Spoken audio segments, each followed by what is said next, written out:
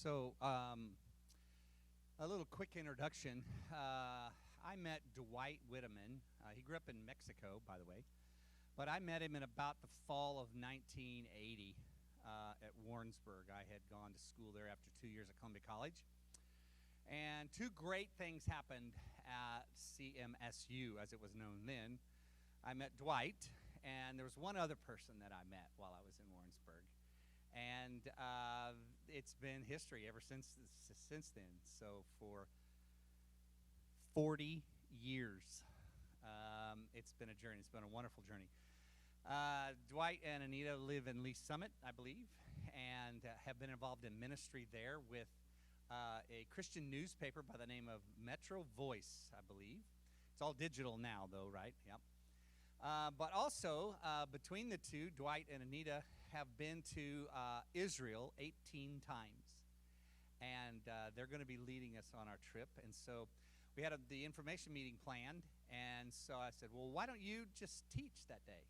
And he accepted. I don't think it's something he does all the time. But we're going to go through the next passage in Mark chapter 6. And it's going to be kind of interesting because they've been to this place. And we're going to go in March, Lord willing, to this place where this miracle probably happened. And so please welcome my friend, Dwight Whitteman.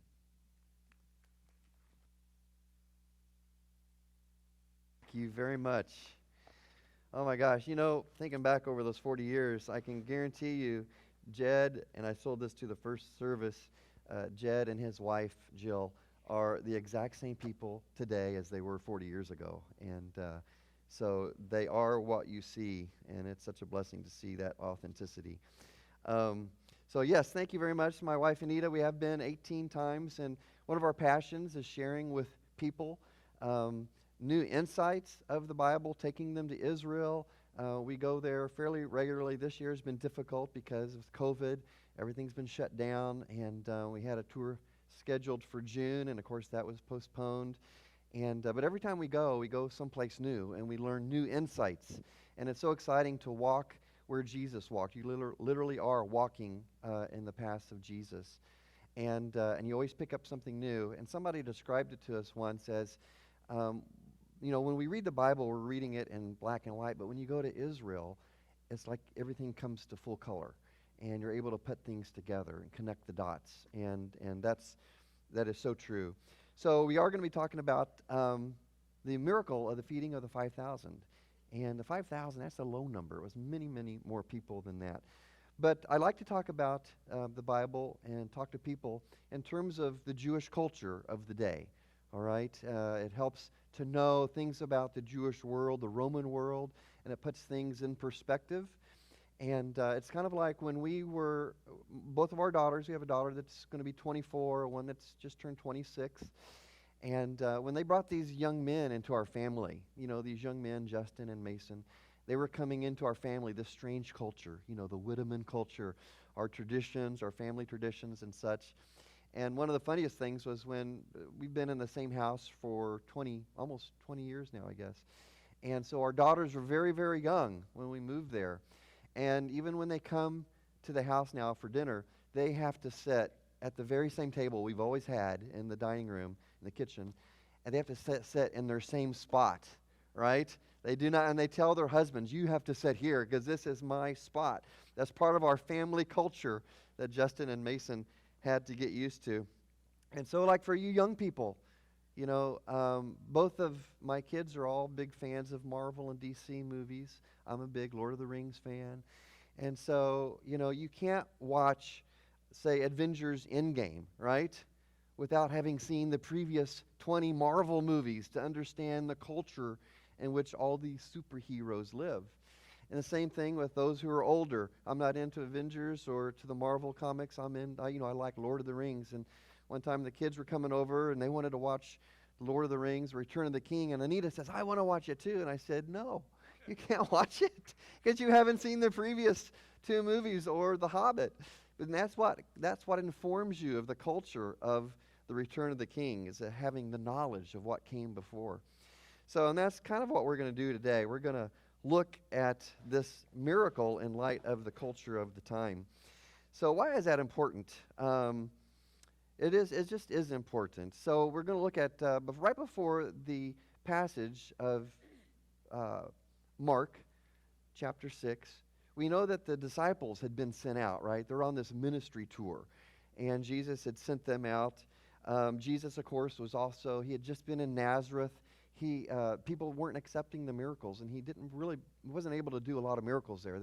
Their hearts weren't ready to receive or see the miracles that Jesus had for them. And we also know that John the Baptist had been beheaded, right? And so this is kind of some of the things that had happened just prior to this miracle. But we know that when the disciples were there, they were performing miracles. Jesus had gone to Simon's mother-in-law's house, right? And he had healed her. She was sick, and he had healed her.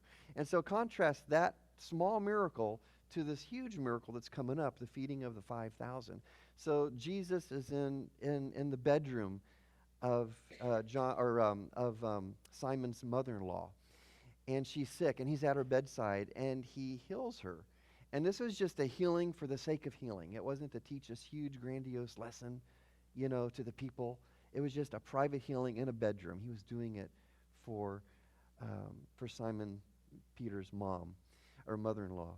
And so that was very private. And so so we go forward a little bit to the feeding of the 5,000. So that occurs in Bethsaida. And this is a Jewish area on the northwest corner area of the Sea of Galilee. So I'll do the Michigan thing. So if this is Michigan, right? So if this is the Sea of Galilee, you've got the area of Bethsaida over here, which is all Jewish on the western side of the Sea of Galilee, and on the western side, and on the eastern side it was Gentile, and they were ruled by two different rulers, right?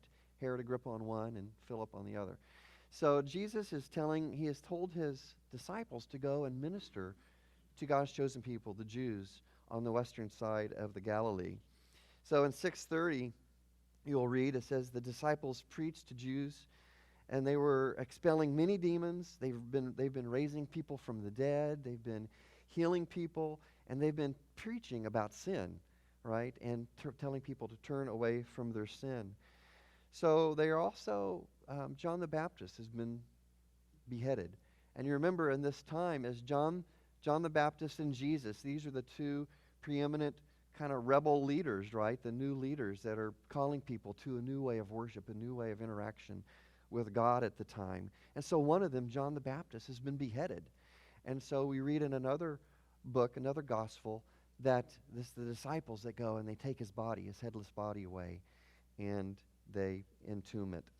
So you can imagine, here they are preaching, they're saving people, and then, gosh, John the Baptist is beheaded, right? And so you can imagine that the disciples at this point, they're emotionally and they're physically spent. If you've ever spent time with a grieving person and helping someone through a crisis, and you come away from that situation, right? If you're a grief counselor, you can just be physically and emotionally spent. There's just nothing left of you. And so Jesus, at this point, the disciples come. They've been out on their ministry tour. They come and they gather together, and it says that they're telling Jesus about all that they saw and did. So they're telling him about all these things that they did during their ministry tour. And Jesus, seeing how spent they are, he says, let's go away to a secluded place. Now, some of your Bible translations say it's a desert. It's not a desert. This is a very highly populated area of the Galilee. In fact, the Jewish Roman historian who has royal lineage, his father, in fact, was a priest, Josephus. This Roman historian Josephus, he says that at least 10 cities populated this area, not less of them of 15,000 people. And so Josephus, he was a historian at the time of the disciples. He was born after Jesus' death and resurrection, but he was writing these Roman history accounts while the disciples were alive and while the books of the Bible, the New Testament, were being written. So this is a very busy commercial area. Good roads. All the fish here is exported to the Roman cities, Roman Empire. And so it kind of gives us an idea of how in 633 it says all the people came from all the towns, right? They hear that Jesus and the disciples there, and as the disciples are there talking to Jesus, there's just a lot of bustle. People are crowding in, wanting to hear, and it's this point that Jesus says, let's go away to a secluded place to get away from the folks so that he can just minister to them, their spirits. But it says that all the people from all the towns rushed, and that explains all these people, how 5 or 10,000 people could gather so quickly to run ahead, right, and see where Jesus and the disciples are going. So they go to this secluded place. And in 634, talks about vast crowds. So at the end of this account of the miracle, in verse 44, it says that 5,000 men were fed, right? But we know it's much more than that. There's women, there's children. Could have been 12,000, 15,000. We don't know, but it's more than that 5,000. But that's how many men were fed. And then oftentimes in that culture, people were segregated, counted by the family, the head of the family, the men. So we know that at least 5,000 men were fed, plus a larger crowd. And so when Jesus and the disciples, they're on the boat, and they can see people running along the shoreline. And of course, there's Roman highways and roads too, so people are up in the hills running, they're coming, they're trying to get to where they're going. It's a madhouse, right? And so he sees these people on the shore, and he comes ashore. What does he do? He says, the verse says that they're like sheep without a shepherd, right? Can you imagine 10,000 people showing up at the high school football stadium on their own? There's no one to guide them, lead them. They're just milling about. No one's taking tickets, you know. They don't know which is the visitors, which is home. You know, they're just sitting wherever they want. I don't know if they have that still today, but so that's what the scene that Jesus came to. There's just a lot of mayhem. And so Jesus had compassion. They're sheep without a shepherd, right? And so he starts to teach them, right? They are there not to get fed. You know, that's going to happen later. They are there. They're running because they want to hear God's word. You know, they want to see Jesus. You know, he's already well into his ministry at this point. They want a touch of God. So they are running and they are there. So he has compassion on them. And Mark really doesn't talk about what Jesus talked about. He doesn't really talk about what he preached, but we can infer what he talked about in some of the other accounts in Matthew, Luke, and John. So they did not come for physical food, but they came for spiritual food. And Jesus teaches them many things. And in 635, you have to excuse me. I have my wife's tiny, tiny print Bible here. 635. By this time, it was late in the day, so his disciples came to him. This is a remote place, they said, and it was very late. And you know, I didn't read this. I didn't read through here. I'd like to go back and read that so you get the whole context of what we're reading. So I'll start back here, and I apologize. So the apostles gathered around Jesus, and the first time I use the word Jesus, I like to use his Hebrew name, Yeshua, because Mary did not refer to Jesus as Jesus, right? That's a name that was given to him as things were translated. So when Jesus was referred to by his friends, the disciples, the Roman governor, whoever there, he was Yeshua. That's the word, that's the name that flowed off of his mother's mouth. And so I always like to use the word Yeshua the first time I read from a westernized version of the scriptures. So the disciples came and they gathered around Yeshua, and they reported to him all that they had done and taught. Then because so many people were coming and going, they did not even have a chance to eat. He said to them, "Come with me by yourselves to a quiet place and get some rest." So they went away by themselves in a boat to a solitary place. But many who saw them leaving recognized them and ran on foot. All the towns got there ahead of them. When Jesus landed and he saw a large crowd, he had compassion on them because they were like sheep without a shepherd. So he began teaching them many things. By this time in the day, it was late in the day, and his disciples came to him. "This is a remote place," they said, "and it's already very late. So send the people away so that they can go to the surrounding communities and villages and buy themselves something to eat." But Jesus answered, "You give them something to eat." And they said to him, "That would take 8 months of a man's wages. Are we to go and spend that much on bread and give it to them to eat?" And Jesus replies, how many loaves do you have? He says, go and see. And when they found out, they said, we have 5 loaves and 2 fish. Then Jesus directed them to have all the people sit down in groups on the green grass. So they sat down in groups of hundreds and fifties, taking the 5 loaves and the 2 fish, and looking up to heaven, he gave thanks and broke the loaves. Then he gave them to his disciples to set before the people. He also divided the 2 fish among them all.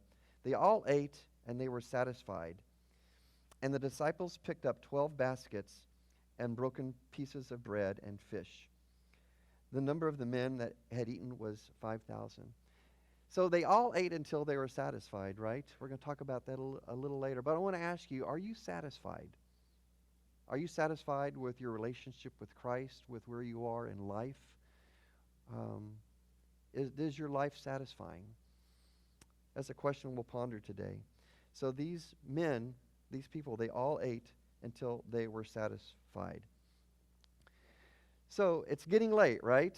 And it's about 4 in the afternoon. And 4 in the afternoon would be late. If you've ever been to the Rockies, if you've ever gone skiing or Denver, you know, the sun's setting on the other side. And so you're on the eastern slope of the Rockies, right? And so dusk comes a little early, right? When you're on those ski slopes and that eerie blue glow comes across. It's been 30, I don't think my knees could handle it. Last time I went skiing was before we were married. But that eerie blue glow comes across the snow and the sun's setting on the other side. So the sun is setting a little earlier. So there's no outdoor lights. These people are miles away from their home. They've all ran to this dark place. So the disciples ask, you know, they're wanting to feed them. And they say, Jesus, send them away. And the disciples here sound a little bit irritated. And you have to wonder, are they fearful? Are they afraid that this 10,000 hungry people are going to turn on them? Are they thinking back about John? What are they thinking here? Why are they so anxious to send them away? So, but they do want the people to get their own food for whatever reason. And Jesus, who had previously, he had preached to them, and he had met their spiritual needs. Now Jesus' attention turns to their physical needs, right? He is going to feed them, but he's going to do it in a different way, maybe, that the disciples don't expect. So the disciples say, well, we've only got 200 denarii. And of course that says it's 200 days' wages. One denarii in those days was a full day's wages. So here the disciples are saying they don't have any money. They're just telling Jesus this is going to cost a lot of money, right? So in Mark 6:8, Jesus had told them not to take food or extra cloak or money. And so we get a little inkling about how they came up with this money. I think it's the first mission support, right? We love to support missions. So where'd they get this money? So in Matthew 10:10, when Jesus is giving them instructions in Matthew, the same story, to go out on your ministry tour, he says that while they are to take no money, they're to leave their money behind, so they do have money, right? He also says that a worker is worthy of support. This gives us a clue. When the disciples went out without an extra coat, he did tell them to take sandals, but they have no money. They're to stay in the homes of people. This gives us a clue. People were supporting the ministry of the disciples. They were financing them. So they come back, assumedly, with at least 200 denarii because they know it's going to cost this much money. And the other interesting thing is that Matthew, of course, was the tax collector. He knows, right? He's writing down, yeah, Jesus said, you know, people are going to support you, right? He's the money guy, right? So that's interesting that Matthew has noted that he's the money guy. So people had given the disciples funds. So the disciples aren't saying that they don't have money. He's saying, gosh, it's going to cost 200 days' wages to feed all of these people. So in 6:38, Jesus asks them, how many loaves do you have? Go and see, right? So he's telling and we know that Jesus already knows everything. He knows what's going to happen. In John 6:6, in the John's retelling of the story, we learn that Jesus knew. It says that Jesus was teaching them a lesson, right? So have you ever taught your kid maybe sports or math or something on the farm? You have to teach them by doing, right? And you want them to go and do it even if they fail. because there's a lot of learning and failing, right? And so he wants them to go and figure out how much food they have. So they come back, and they say, we've got these 5 loaves and 2 fish. And we also know that this event tells us, and John was near Passover, all right? So it was near Passover, which was the high holy day of the Jews. Passover was a national holiday, and it still is for the Jewish community. We have a lot of Jewish friends, both Messianic Jews who believe in Jesus, as well as our friends who are still waiting on Jesus to return or to come. So we have a lot of friends, and they all celebrate Passover. So while Passover was religious, it was still seen as a Jewish Independence Day. And Passover is so central to the Jewish culture and the Jewish religion. It's their identity, right? So Passover happened when God brought them out of Egypt from bondage, and he created this new nation in the wilderness. And so that is their identity. God set the Jews apart at that moment. So this miracle has a lot of connections to Passover, and it's not what he's about to do isn't lost on the crowd with Passover. One of the verses says that Passover was soon. And when you read it, it sounds like Passover is imminent. Was it that night? Was it the next night? Passover is imminent.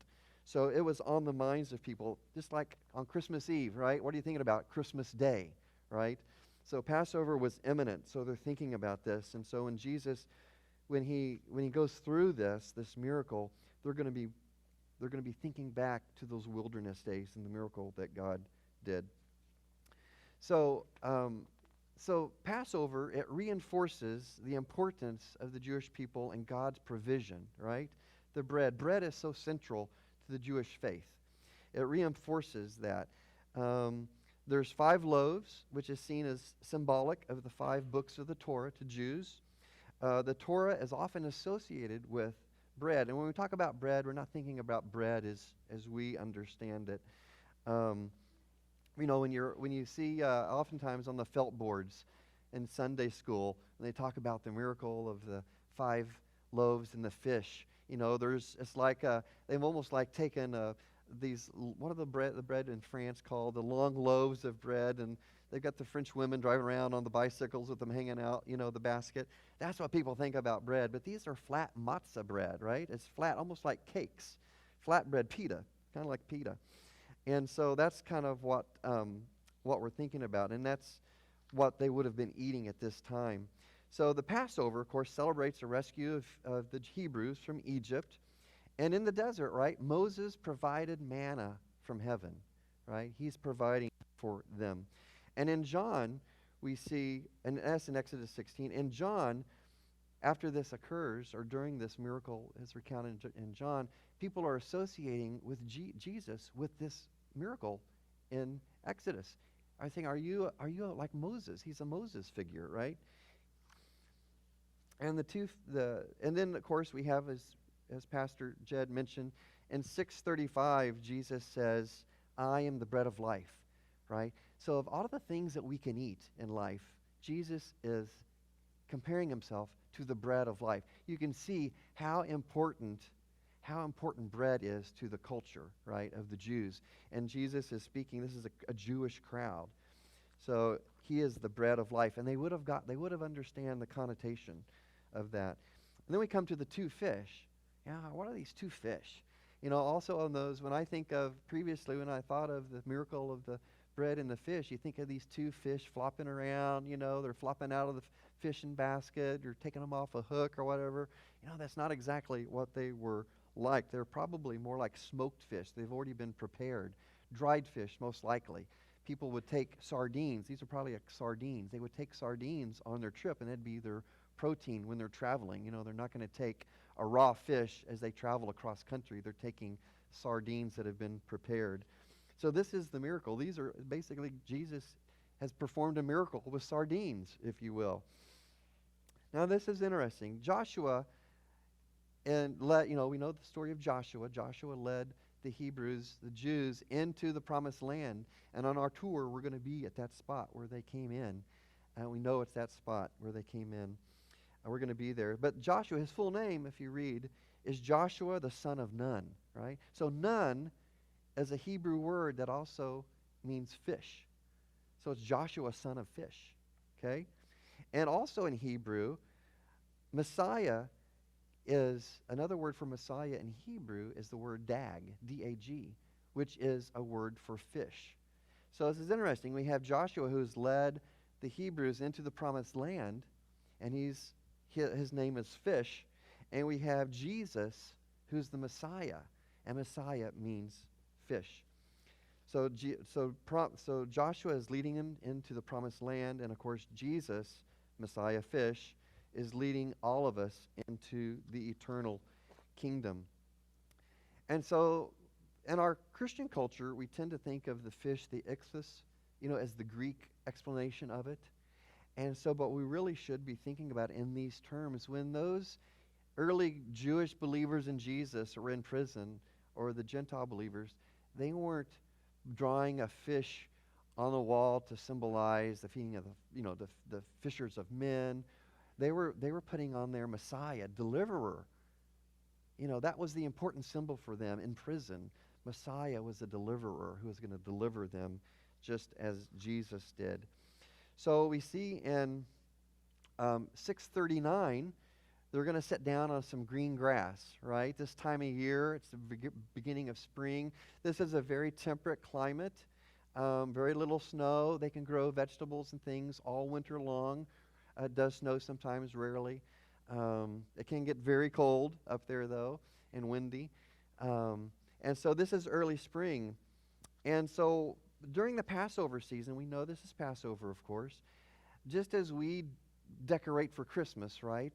And we might do special things in preparation for Easter, what we do at church. The Jews at the time, to remember having been brought out of Egypt, they would carry around baskets, wicker baskets, and they would carry around barley wheat or maybe barley straw. And that was to remind them that they had been carried out of Egypt from bondage, because what did they have to do in bondage in Egypt? They had to make bricks without straw.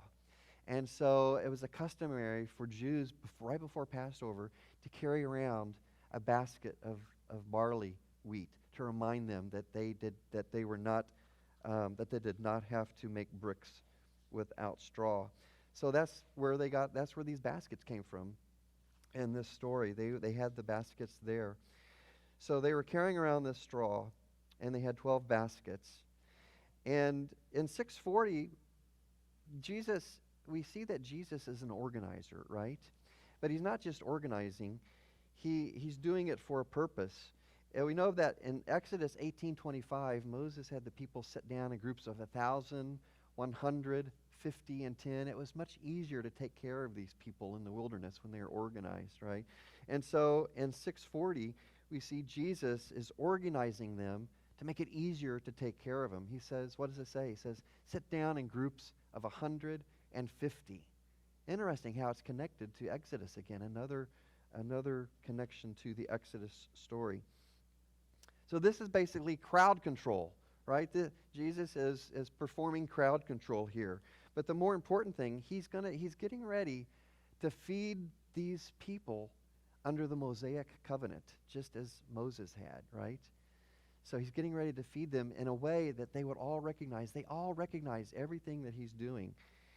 He's getting ready to feed them under the Mosaic covenant. And again, this is important. This helps us when we know these things about the Jewish culture or about how Judaism was practiced. It helps better put all of this that we're learning and what Jesus did into context. And so in 641, Jesus blesses the bread. So taking the 5 loaves and the 2 fish and looking up into heaven, he gives thanks and he broke the loaves. So that blessing is called a brakah, right? And so the word brakah in Hebrew, it's also used for kneeling, right? It's also meant to be reverent. So Jesus is holding this bread up. He may be kneeling, he may not, but he's holding the bread up and he's breaking it just as they would on Shabbat, just as they do on Passover. He's breaking the bread in front of this Jewish crowd just as they do on the Shabbat, and with Shabbat meaning Friday nights, the beginning of their holy day, and the Passover. So he's made this bracha, or blessing, and it's very reverent. And so what is it about Jews and bread? My wife, my doctor a couple of years ago said I need to be on low sodium and low carbs, which is really hard. I got to see, I have one kidney. And so your body can't process, your one kidney can't process a lot of sodium, right? And so Anita makes a lot of bread, and we keep a stick of butter on the counter. It's always soft, right? And so she's always good to make bread for me. And when I'm counting my carbs, I always make sure I have enough for a fresh slice of bread. So when her bread comes out of the oven, she sets it on that little rack thing, and it cools for a minute. And then we take our bread knife and we slice off the end, and I always like the heel, right? So, and then we put that bread that's already room temperature. It just goes over there so easy. So we like bread, right? As a culture, we love bread, and bread plays a significant role in the Jewish culture, and much of it is God ordained, right? So this bread would have been yeastless that Jesus is breaking, just as in the Passover, because in the Jewish culture, yeast could be associated with sin, right? And we still talk about that. What do we say? What's our common saying, that a little leaven spoils the whole batch? So yeast is a little symbol of sin. And so God had instructed the Hebrews to make bread without yeast because they were rushing out. They didn't have time. They were rushing out of Egypt. And so a lot of people say when we're following God, we're leaving our sin behind. So a lot of this takes place during the Second Temple period. When the Jews came back from Babylon, they rebuilt the Second Temple, and they're worshiping in it. And so all Jews had to go to had to go to Jerusalem every year to make a sacrifice, right? So they're very familiar with this. It's like all of our family and brother-in-laws who don't go to church regularly, but they'll show up on Christmas. They kind of get it. They know what's going on. Well, these Jews, they get it. They know. They go to the temple every year. And so in the temple, there was a priesthood, that ran the temple. And there was always 12 loaves of barley bread kept in the temple. And barley bread it's like the cheap bread, right? It's not the good stuff. It's barley bread. Bread made out of barley is kind of the food of the people, right? It's kind of rough. And so there's always 12 loaves of barley kept, and they would eat it, and then after every day they'd get new barley bread. So in that Second Temple period, there could also often be up to 1,000 priests. And the Talmud, which is kind of the administrative and tells a lot of stories, it's very important to the Jewish community, kind of talks about a lot of that was going on between the return from Babylon, and the New Testament. Kind of gives them an idea of what's taking place in there. Also, it kind of explains a lot of what their cultural traditions mean. And they still, amazingly, Jews today still practice a lot of those things that they were practicing 2,000 and 3,000 years ago in their daily lives and worship. So, in the Talmud, there's a story that when God's favor rested on a nation, that this miracle happened.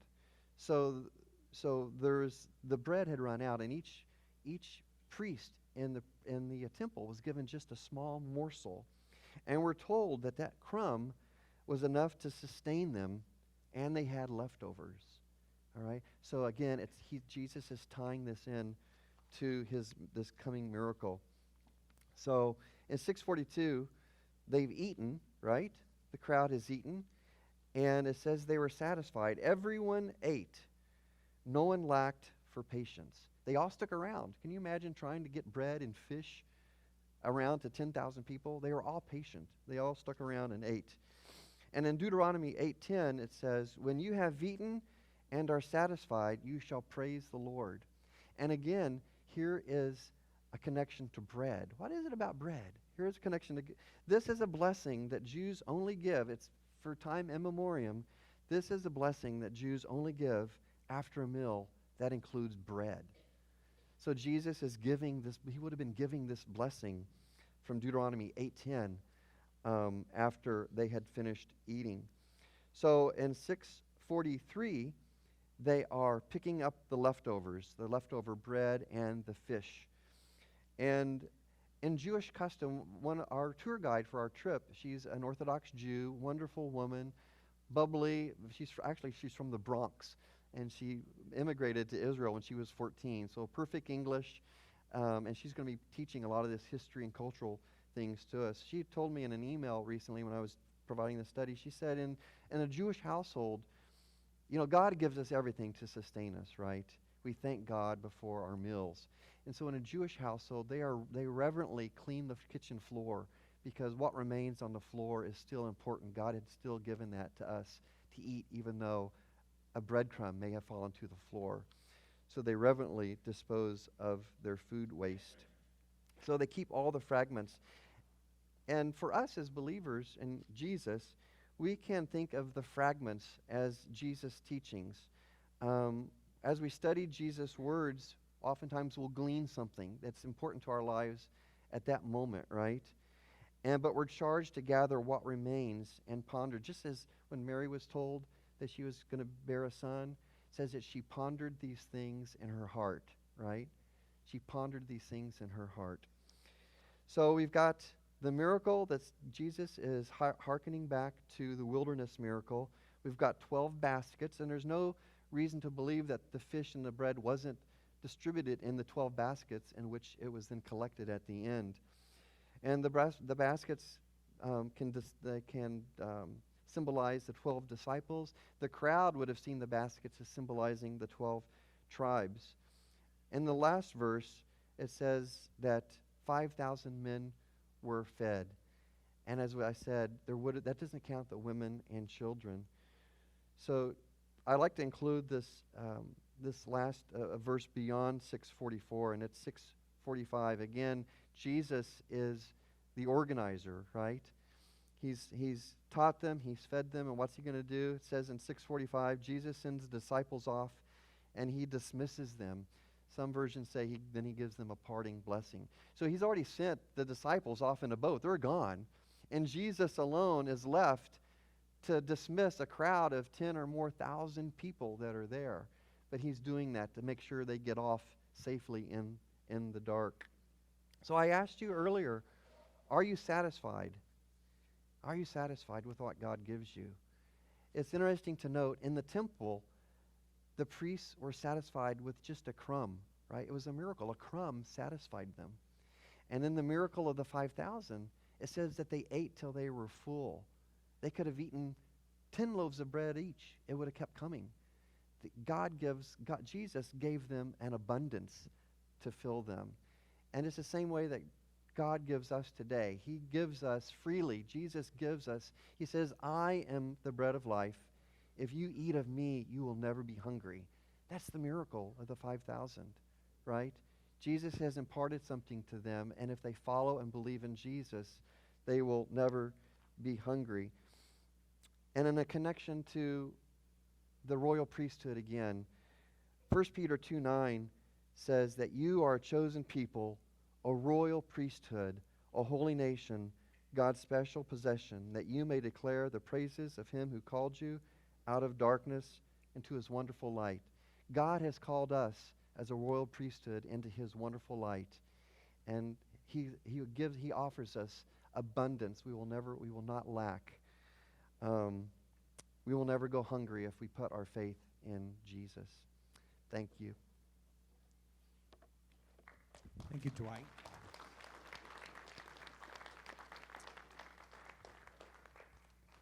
As you were speaking, I looked up a word in the Hebrew. Now, I'll close with this passage, and it kind of connects with what Dwight has asked us with. Are you satisfied, or is it kind of like at times, there's got to be more to life than this? There's more to just going to work, coming home, taking care of the kids, or going to school, practice, homework, bed, rinse and repeat. You know? God satisfies us. And he's been trying to get that message to us for thousands of years. So here's the word that I want us to, that I looked up, and I want us to think. One of the ways he does that is that he saves us. We're only complete in him, coming out of this world. If you look in Jonah, chapter 1, verse 1, you know the story of Jonah. God tells him to go here. He says, nope, not going there. I'm going the other way. He gets on the boat. The storm happens. These other people, he says, I'm the reason for this storm. We're all going to die. But they threw Jonah overboard to save themselves. Jonah was God's prophet. He was disobeying God. He was going in the other direction from God. Life was not very satisfying. He's in the water. And verse 17 of chapter 1 says this. Now the Lord provided a huge whale. It's not Jonah and the whale. A huge fish, dag, to swallow Jonah. And Jonah was in the belly of the fish 3 days and nights. That's a picture of Jesus. It's a picture of God rescuing us of the ichthus, of the bread of life. So we can be like Jonah, and we can go do our own thing, go in whatever direction, even if I know I'm supposed to be this way. We can go that way. He'll let us. He made us with free will and choice. He's not going to force us to love him or follow him. But when we're almost drowning, who's our only hope? That's why he says, I'm going to make you fishers of men.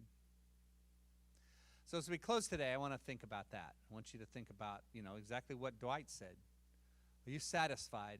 Because I want us to be satisfied in Christ. Then when we get a diagnosis that isn't very positive, or we lose our job, or we plant and there's a drought and there is no harvest, we don't find satisfaction in those things. They're nice. They're pleasure. It's good. We go to school. We do all those things. We want to be healthy. But ultimately, our satisfaction is in our Savior. It's a great picture out of Jonah. The question is, are you running? Or has he captured your heart?